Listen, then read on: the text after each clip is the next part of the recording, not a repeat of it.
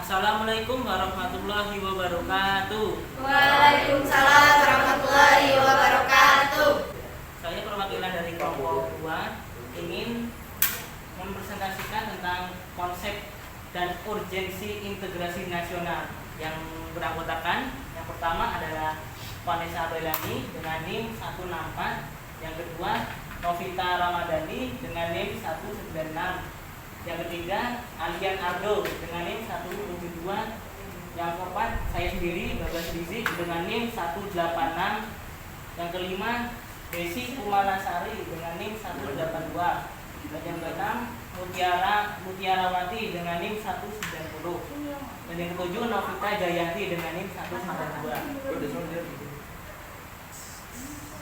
Nah, yang pertama yang kita akan bahas adalah apa itu integrasi nasional. Yang pertama adalah menurut KBBI, proses persatuan wilayah yang di dalamnya terdapat sebuah perbedaan. Suatu proses penyatuan wilayah yang wilayah itu ada suatu perbedaan untuk menyatukan perbedaan itu menjadi satu kesatuan wilayah yang konstitusional. Dan yang kedua, secara makna politis. Secara makna politis, integrasi nasional adalah penyatuan berbagai kelompok sosial dan budaya dalam satu wilayah nasional yang akan membentuk sebuah identitas nasional. Sebuah penyatuan ini akan menghasilkan sebuah identitas suatu wilayah tersebut, tergantung apa unsur yang ada di dalamnya. Dan yang ketiga adalah secara antropologi, yang menyatakan bahwa proses penyesuaian integrasi nasional itu proses penyesuaian dengan unsur-unsur kebudayaan yang berbeda sehingga akan mencapai suatu keselarasan fungsi yang ada di dalam kehidupan masyarakat. Karena masyarakat itu berbeda, harus diintegrasikan atau harus disatukan dalam satu wadah yang dinamakan suatu wilayah atau suatu negara. Dan selanjutnya pengertian integrasi nasional menurut para ahli. Yang kedua adalah menurut Dr. Nazaruddin Syamsuddin, yang menyatakan bahwa proses penyatuan suatu bangsa yang mencakup semua aspek kehidupan.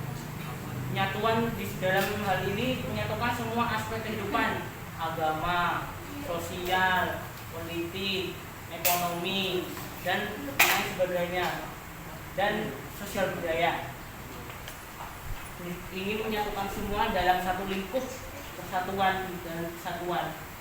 Dan yang kedua adalah Dr. Riza Nur Arfani, yang menyatakan bahwa pembentukan suatu identitas nasional dan penyatuan berbagai kelompok sosial budaya ke dalam satu kesatuan wilayah yang sudah disinggung pada slide tadi, yang menjadikan suatu identitas negara atau identitas budaya seseorang, atau orang itu berasal dari negara Amerika, Rusia, Spanyol, ataupun Indonesia.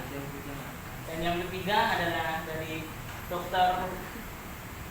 Safarudin Bahar, yang menyatakan integrasi nasional merupakan upaya menyatukan seluruh unsur suatu negara dengan pemerintah dan wilayahnya, menyatukan sebuah fondasi pemerintahan dengan rakyat secara vertikal. Selanjutnya, konsep integrasi nasional. Di dalam konsep ini terdapat dua konsep, yaitu secara vertikal dan secara horizontal. Yang pertama akan saya bahas yang adalah secara vertikal. Secara vertikal yakni mencakup bagaimana mempersatukan rakyat dengan pemerintahan, juga mencakup bagaimana menyatukan pemerintahan pusat dan dengan pemerintah daerah, menyatukan dari tingkat paling bawah ke tingkat pusat paling atas. Dan secara horizontal Dan secara horizontal mencakup bagaimana menyatukan rakyat Indonesia dan membangun identitas yang sama meski masyarakat memiliki jati diri, agama, etnis, ras, dan lain-lainnya yang sangat berbeda. Dan di Indonesia ini agama terdapat bervariasi agama, etnis, ras, bahasa, budaya, dan lain sebagainya. Dan orang-orangnya pun bervariasi juga. Nah, untuk menjadi suatu integrasi nasional dibutuhkan syarat-syarat pendukung guna mencapai suatu kesatuan, yaitu yang pertama adalah anggota masyarakat merasa kalau mereka bisa dan berhasil mengisi kebutuhan masing-masing orang. Dan yang kedua, terciptanya kesepakatan bersama mengenai norma-norma dan nilai-nilai sosial yang dilestarikan dan dijadikan pedoman dan doman yang berlaku dalam dunia masyarakat. Dan yang ketiga, norma-norma dan nilai-nilai sosial itu dijadikan aturan pasti dalam melakukan integrasi nasional. Ketiga aspek ini menjadi penentu terjadinya suatu integrasi di dalam masyarakat. Dan selanjutnya adalah faktor-faktor untuk integrasi nasional. Yang pertama adalah perasaan senasib, bahwa kita itu adalah senasib, satu nenek moyang, satu darah, satu tempat tinggal, bertempat tinggal yang sama di negeri yang kita cintai ini, Indonesia Raya. Dan yang kedua, keinginan untuk bersatu. Nah, kalau tidak ada keinginan bersatu, kita tidak bisa bersatu atau menciptakan integrasi nasional di negara kita yang kita cintai ini. Dan yang ketiga, tentunya rasa cinta tanah air. Kalau tidak ada rasa cinta, tidak mungkin kita bersatu. Dan yang keempat, wujud ideologi nasional.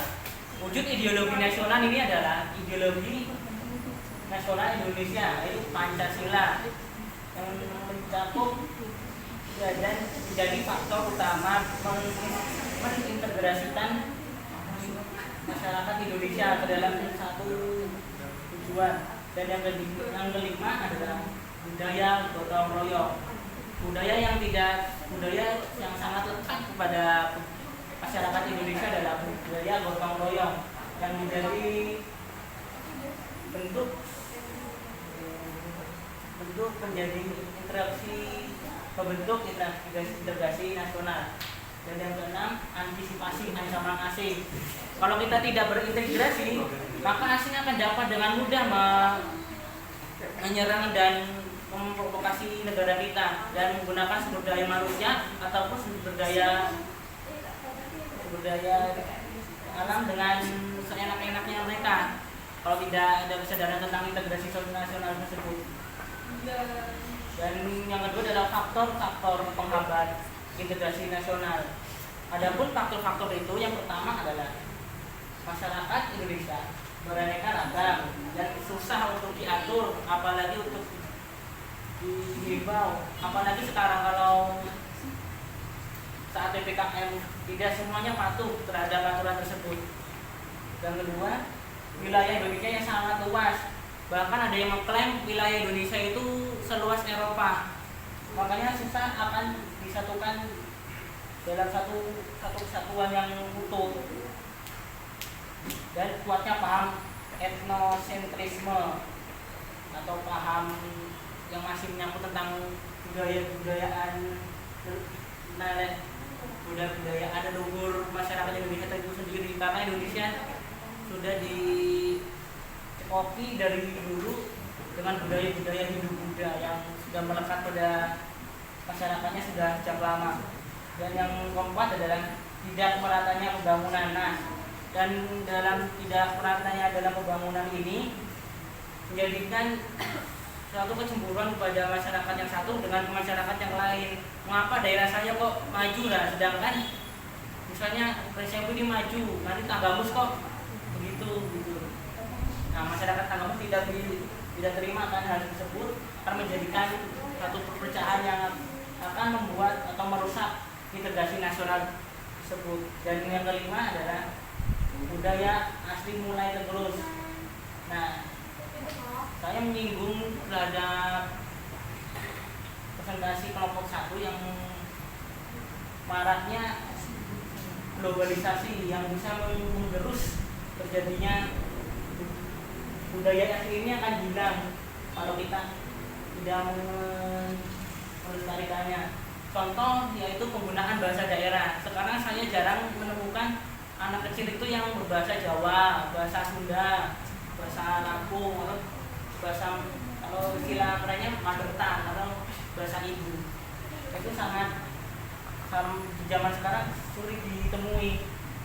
Nah, itulah menjadi kelima faktor itu menjadi penghambat integrasi nasional. Sekian, terima kasih. Pakai dulu ya Pak ya. Disimpan dulu.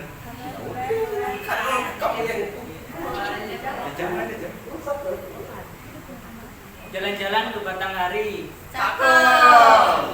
Pulangnya malah membawa foto. Cakep. Terima kasih para audiens sudah memperhatikan presentasi dari kelompok kami. Saya ucapkan wassalamualaikum warahmatullahi wabarakatuh. Waalaikumsalam.